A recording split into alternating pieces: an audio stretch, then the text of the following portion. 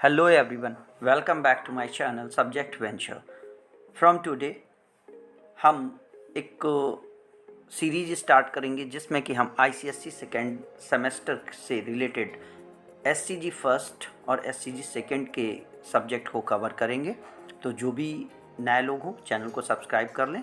आज हम टॉपिक के तौर पर फर्स्ट वर्ल्ड वॉर, जो कि कंटेम्पररी वर्ल्ड का एक बहुत ही इम्पॉर्टेंट टॉपिक है, जिसमें सारे बैकग्राउंड फैक्ट्स हमें समझने होंगे, जिससे कि हम ये जान सकें कि आखिर फर्स्ट वर्ल्ड वॉर क्यों हुआ और क्या इसके रीज़न थे और इसका क्या परिणाम हुआ। तो आइए शुरू करते हैं। Introduction. The war from 1914 to 1918 is known as the First World War, as more than half of the world was engaged in this war. हम इसे वर्ल्ड वॉर इसलिए कहते हैं क्योंकि लगभग 60% से ज़्यादा वर्ल्ड कंट्रीज़ इस डिवास्टेटिंग वर्ल्ड वॉर में इंगेज हो चुके थे, जिसमें कि damage of life and property पूरे वर्ल्ड और ह्यूमैनिटी के द्वारा देखा गया। Imperialistic rivalry and intense nationalism, अपने क्षेत्र को बढ़ाना, प्रभाव क्षेत्र को बढ़ाना और अपने ही बारे में सोचना, अपने ही देश के बारे में सोचना, ये दो ऐसे फीचर्स थे जिसके कारण एक ऐसा एटमॉस्फेयर बना जिसने कि इस मोस्ट डिजास्टर्स वॉर को बैकग्राउंड दिया, इसका जन्म हुआ। Causes of first world war, क्या रीज़न थे फर्स्ट वर्ल्ड वॉर के?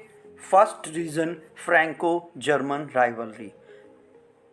फैक्ट ये है कि जर्मनी फ्रांस के ही कुछ एरिया को लेकर के, जो पर्शिया कंट्री हुआ करता था, उसका फॉर्मेशन जर्मनी के तौर पर हुआ था। जर्मनी और इटली फ्रांस के एरिया और पोप के कुछ एरिया को लेकर के बने थे। तो जर्मनी और फ्रांस का आपस में जो कॉन्फ्लिक्ट था वो एक बेसिक कॉन्सेप्ट था। France wanted to avenge her defeat in the hands of Germany and get back Alsace and Lorraine captured by Germans. Countries wanted to seize Morocco in Africa, as Germany was earlier area of France.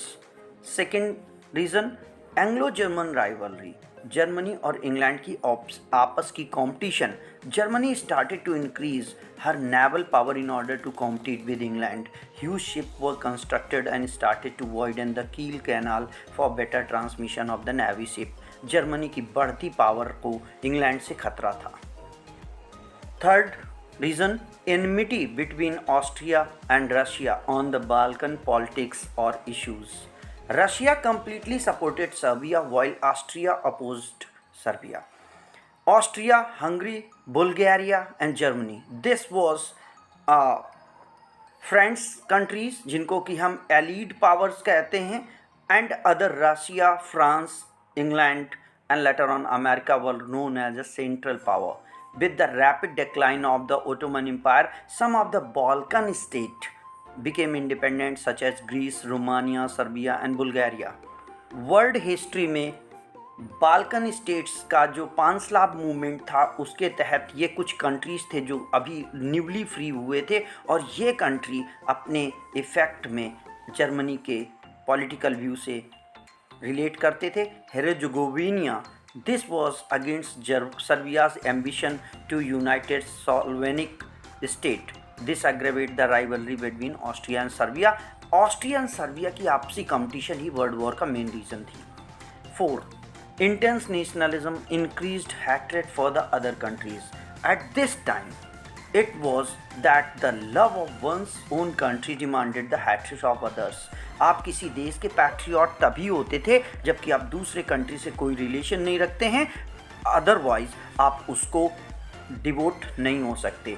5th reason, German ambition to be the world power. German emperor Kaiser William II went to the proclaiming that Germany was going to be the leader of the world. This German ambition of the world empire and the propaganda by the newspaper, especially in Germany, added to the tension. यहाँ पर political intensify atmosphere दिखाया गया है। 6. Race for the armament. Here every country was involved in the development of the fatal weapons. चूँकि दूसरे countries पर control करना था, उनके रॉ मटेरियल को अपने लिए यूज़ करना था और वहाँ पर अपना पॉलिटिकल इफ़ेक्ट बढ़ाना था। इसके तहत सारे के सारे कंट्रीज़ ने डेडली वेपन्स के डेवलपमेंट में अपनी पूरी पावर्स को इंगेज कर रखा था। 7 number, the division of the Europe into two power block. Rising tension made the countries look for allies. Germany signed the dual alliance with Austria and Hungary, which became triple alliance when 1982 Italy joined the group. 8 number, in 1907, England, Russia and France signed the Triple Entente. These groups were hostile to each other. One side, I have told you earlier, Germany, Austria, Hungary, Bulgaria were there, and England, Russia, France were there in other side. The lack of international peace promoting mechanism. There was no system by which international peace could be restored and secured. इस समय अंतर्राष्ट्रीय शांति और समझौते को बनाए रखने के लिए अंतर्राष्ट्रीय स्तर पर किसी भी ऑर्गेनाइजेशन का एग्जिस्टेंस नहीं था, जिसके कारण हर कंट्री अपनी मर्जी से जो चाहता था कर सकता था। इन चीज़ों ने इंटरनेशनल रिलेशन को इंटेंसिफाई किया। Immediate cause of the first world war, ऐसे समय में जबकि सारे के सारे कंट्रीज़ अपनी इफ़ेक्ट को बढ़ाने के लिए मिलिट्री बेस को एक्सपेंस कर रहे थे, डेडली वेपन्स इन्वेंट कर रहे थे, पड़ोसी देशों को अपने कैप्चर में ले रहे थे, ऐसे समय में ऑस्ट्रिया एंड सर्बिया के बीच का एक इशू जो कि बोस्निया से रिलेटेड था, उस इशू को क्योंकि ऑस्ट्रिया ने बोस्निया को सपोर्ट किया सर्बिया से फ्री होने में, एंड सर्बिया इस बात के लिए ऑस्ट्रिया को अपना एनिमी मान रहा था। आर्कड्यूक फ्रांसिस फर्डिनेंड जो कि ऑस्ट्रियन और थ्रोन के हेयर थे, उत्तराधिकारी थे, he was assassinated at Sarajevo in Bosnia in June 28, 1914 by Serbian group Union of Death and Black Hand working for the unity of Serbia. This group assassinated the Austrian prince, as according to him, Bosnia could not be free without the support of Serbia. That's why Austria was working for the breaking of Serbian unity. Austria held Serbia responsible for the murder of the prince and sent an ultimatum of 24 hours. Two demands were arrest and hand over all the criminals, and second, surrender Serbian sovereignty to the Austria. Serbia refused to comply with some of these conditions. यहाँ पर Serbia ने backup support होने के कारण Austria की demand नहीं मानी. By August, most of the powers were involved in the war. One side, Serbia, Russia, France, England, Japan, Italy, America called allies power, and other side, Germany, Austria, Turkey, Bulgaria, these were known as central power. So the world was divided into the elite power and central power. The war was fought all three continents using terrible weapons on the land, above it and the sea. ज़मीन में, air, हवा में और पानी में यानी water में, हर जगह पे वॉर हो रहा था, and under it causing the immense destruction and suffering. बहुत सारा डिस्ट्रक्शन हुआ, बहुत सारी प्रॉब्लम्स आई. It for almost 3 years Germany was a victorious. German army could reach up to the Marne river 15 mile away from the Paris. Germany Paris तक पहुंच चुका था. द वेस्टर्न फ्रंट इवेंट के दौरान वेस्टर्न फ्रंट पे war कहाँ पर हुआ? The British army use tanks which help them.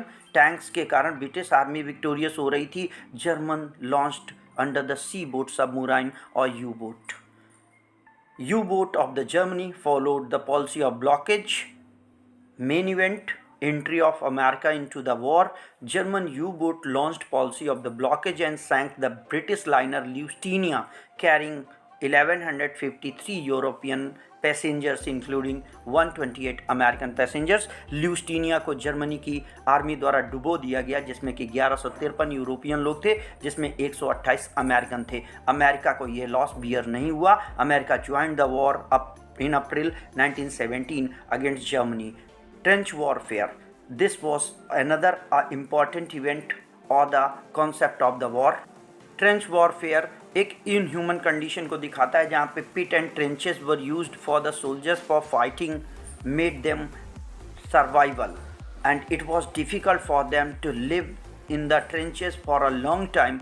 That's why to fight with the enemy was not so harder as to live and survive in these trenches. In trenches में ज़िंदा रहना ज़्यादा मुश्किल था बजाय दुश्मनों से लड़ने के.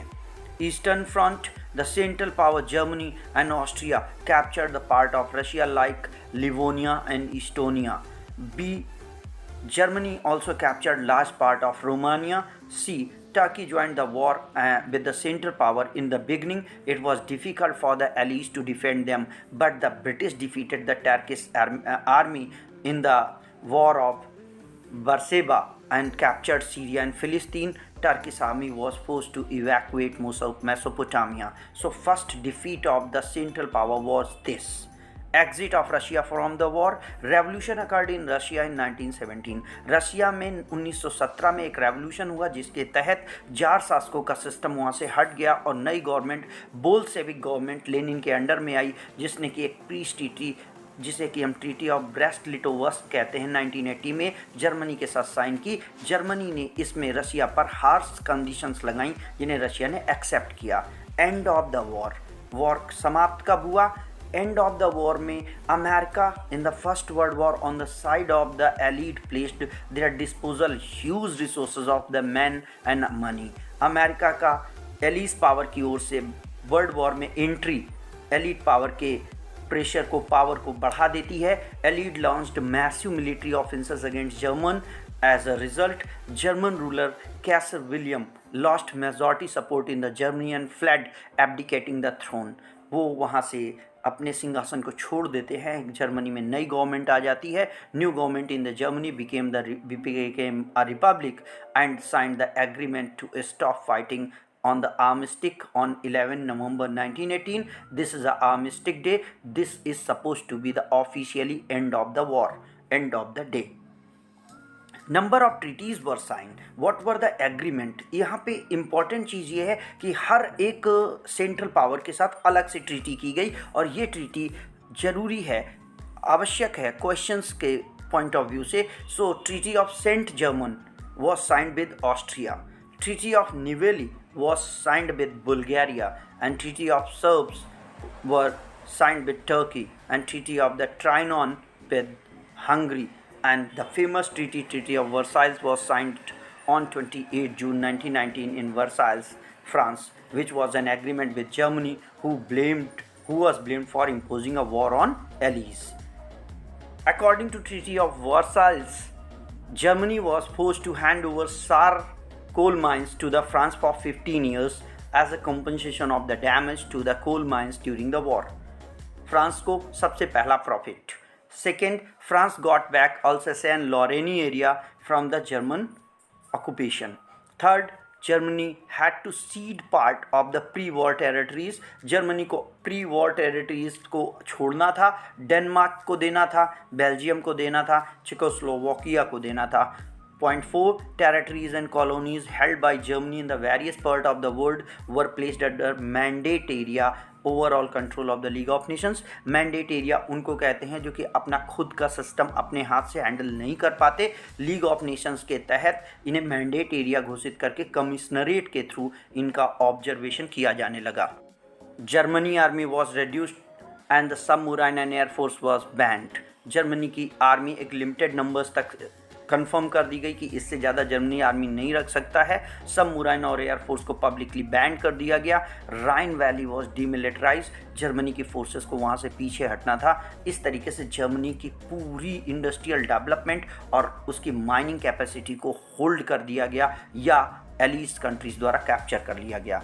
Effect of the treaty of Versailles. Treaty of Versailles के क्या इफेक्ट हुए? This treaty was very humiliating for Germany. ये जर्मनी के लिए एक अपमानजनक संधि थी जिसने कि नाजिज्म को डेवलपमेंट होने का मौका दिया। दिस ट्रीटी क्रिपल्ड जर्मनी और the German economy and soon she regained the power and wanted to avenge the blow of her prestige। इसके बाद हिटलर जैसे एक लीडर जो कि चैरिस्मेटिक लीडर कहे जाते हैं, उनके हाथ में पावर आने पर उन्होंने जर्मन पीपल्स को इस बात का बिलीव दिलाया कि 100% वो अपनी डिसरिस्पेक्ट को फिर से रिमूव कर सकते हैं और अपनी prior condition of the first world war पाई जा सकती है।